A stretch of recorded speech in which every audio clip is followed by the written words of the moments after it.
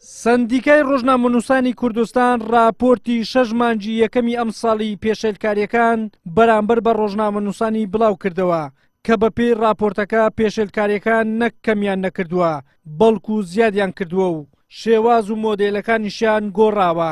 من نیگەران بێ لەم راپۆرتانە و نە ئێمە و ئێوەش کۆڵمان نەداوە.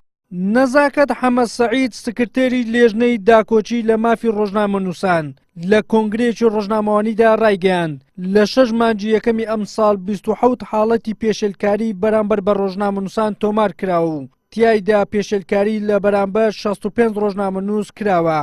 ئەم 6 مانگە خۆشبەختانە تا ڕادەیەکی باش دەتوانم بڵێم بارودۆخەکە هێمن و ئارام بووە. هەندێکی پەیوەندی هەیە بەوەی کە ململانی سیاسی نەبووە، خۆپیشاندان نەبووە، هەڵبژاردنەکان نەبووە. ئەم راپۆرتە ئێمە ئامادەمان کردووە لە ماوەی 6 مانگی ڕابردووە ژمارەی پێشێلکە ئەو حاڵەتانی کە بەرامبەر ڕۆژنامەنووسان کراوە 27 حاڵەتمان هەبووە و ئەم 27 حاڵەتە بەرامبەر 65 ڕۆژنامەنووس کراوە و بەپێی پارێزگاکانیش سلێمانی 6 حاڵەت بووە، هەولێر 6 حاڵەت بووە و دوهۆک 6 حاڵەت بووە، خانەقین 3 حاڵەت بووە، کەرکووک 4 حاڵەت بووە، مووسڵ 1 حاڵەت بووە، بەغدادیش 1 حاڵەت بووە.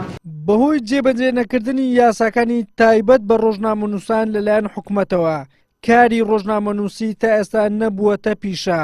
ئەوەش بووەتە بربەستێکی گەورە لە بەردەم بەرەو پێشچوونی کاری ڕۆژنامەنووسی لە کوردستان. جێگیری نەقیبی سەندیکای ڕۆژنامەنووسانیش دەڵێت تا کاری ڕۆژنامەنووسی بە پیشە نەناسێندرێت مافی ڕۆژنامەنووسان دەستەبەر ناکرێت. بەداخەوە تا ئێستا کاری ڕۆژنامەنووسی لە هەرێمی کوردستان نەبووەتە پیشە. ئەمە گرفتە ئەسلەکەیە هەموو ئەو گرفتانێک کە هەیە چ جێبەجێ نەکردنی یاساکان مەسەلەن یاسای ڕیکلاممان داوە بە پەرلەمان، یاسای سندوقی خانەنشینی هەیە کە بۆ هەموو بەپێی یاسای کاری ڕۆژنامەنووسی ژمارە 35 ئەڵێ ڕۆژنامەنووس مافی فەرمانبەری دەوڵەتی هەیە بەڵام بە فعلی ئەم مافەی نییە. کاری ڕۆژنامەنووسی نەبێ بە پیشە نە مافەکان دەستەبەرەکرێ و نە ئەم پێشێلکاریانە ڕێگریان لە یەکرێ بەردەوامە بێ و نە ماف و حقوقی ڕۆژنامەنووس پارێزراوە بێ. بەپێی راپۆرتەکانی سەندیکای ڕۆژنامەنووسان زیاتر لە 80 ئەو پێشێلکاری و لێدان و سوکایەتیانەی بەرامبەر بە ڕۆژنامەنووسانی کوردستان دەکرێت لەلایەن هێزە ئەمنیەکانەوەیە، بەڵام ئەوەی جێگەی سەرنجە تا ئێستا تەنها یەک کارمەندی هێز ئەمنیەکان لەسەر و پێشێلکاریانە سزا نەدراوە. ڕۆژنامەنووسانیش دەڵێن لەلایەن کەسانی دەست ڕۆیشت و فەرمان بە هێز ئەمنیەکان دەکرێت هێرش بکەنە سەر ڕۆژنامەنووسان، بۆیە یاساژ ناتوانێت هیچ بەرامبەر ئەو کەسانە بکات. لە هەرێمی کوردستان کە جێگای داخەکە دوایین ئامارکەرە گەندراوە ساڵی 2010 بە 163 حاڵەتی پێشێلکاری هەبووە بەراورد بە ساڵانی ڕابردوو پێشتر زیادی کردووە نزیکە بۆ 2 ئەوەندە زیاتر. ئەمەش بێگومان بۆ چنەوەکارێک دەگەڕێتەوە کەمیان لێ پێچینەوە یاخود سزادانی ئەو کەسانێک کە پێشێلکاری بەرامبەر بە ڕۆژنامەنووسەکان نییەیان ئەتوانین بڵێن زۆر لاوازە.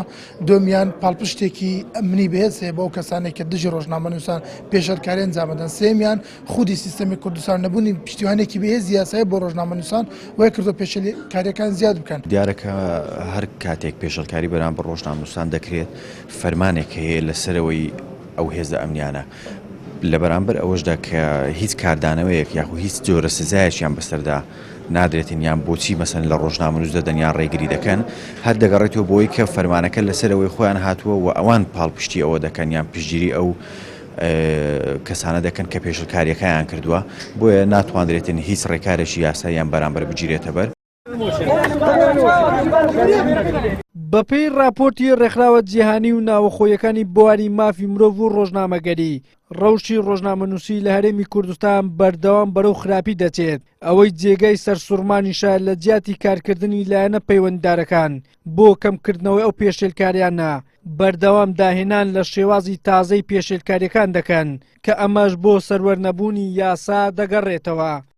وەلی سەلیم، کەناڵی ئاسمانی پێم، هەولێر.